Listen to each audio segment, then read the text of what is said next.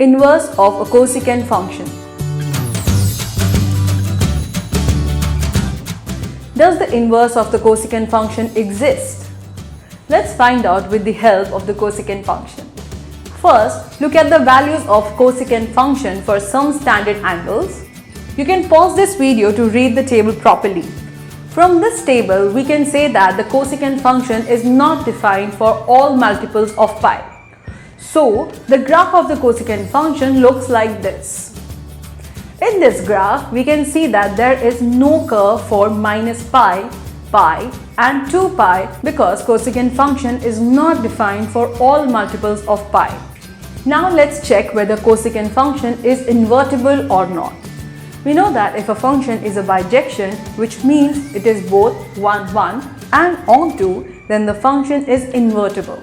First, let us check whether cosecant function is an onto function. Since cosec x equals to 1 upon sine x, so it is assumed all real values except minus 1.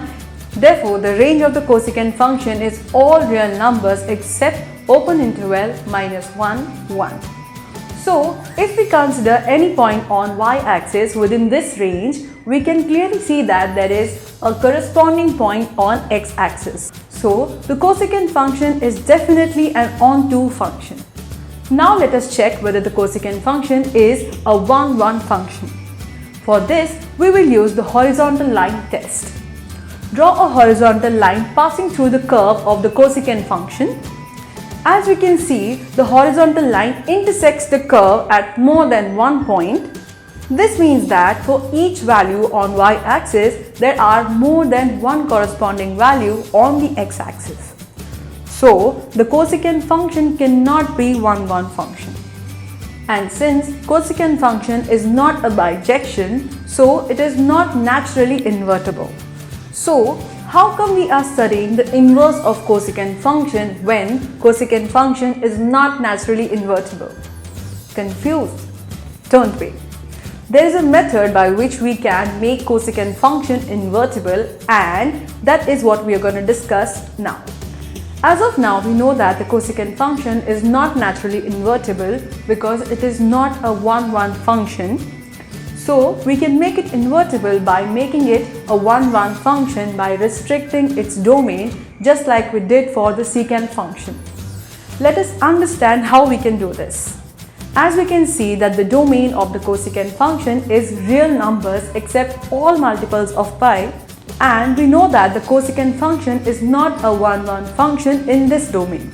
If you look at the graph carefully, you will notice that the curve is repeating itself at a distance of fixed intervals.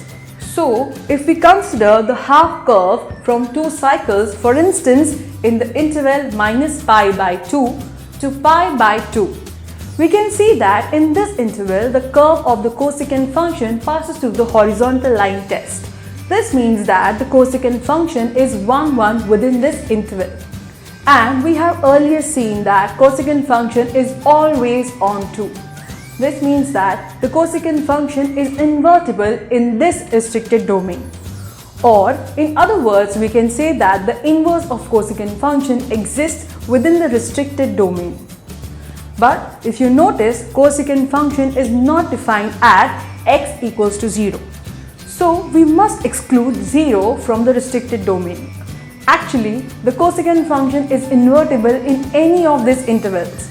So, the inverse of the cosecant function exists in each of these intervals. The inverse of the cosecant function is denoted like this, or it can also be denoted like this. We can read it as arc cosecant. This means that if y equals to cosec x, then x equals to cosec inverse y. If we look at the graph of the cosecant function, we can see that the range of the cosecant function is all real numbers except open interval minus 1, 1. So, the domain of the cosecant inverse function will be all real numbers except open interval minus 1, 1.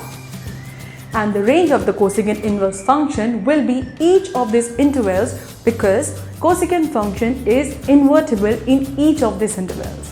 Corresponding to each of these intervals, we get a branch of function, and out of these branches, the closed interval minus pi by 2 to pi by 2 minus 0 is known as the principal value branch. Therefore, the range of the cosecant inverse function is minus pi by 2 to pi by 2 minus 0. And this is how we write cosecant inverse function. Thus, the inverse of the cosecant function is defined as cosec inverse y equals to x if and only if cosec x equals to y, where x belongs to minus pi by 2 to pi by 2 minus 0 and y belongs to r minus 1, 1. Let us now try to draw the graph of cosecant inverse function. As we know that if y equals to cosec x, then x equals to cosec inverse y. So, the graph of the cosecant inverse function can be obtained by interchanging x and y axis of the graph of the cosecant function. So, this is the graph of y equals to cosec x. By just interchanging the axis, we can draw the graph of y equals to cosec inverse x. Thus, the shaded portion of the curve from minus pi by 2 to pi by 2 except 0 is known as the principal value branch. Any value of cosec inverse x within the interval is known as the principal value of the cosecant inverse function.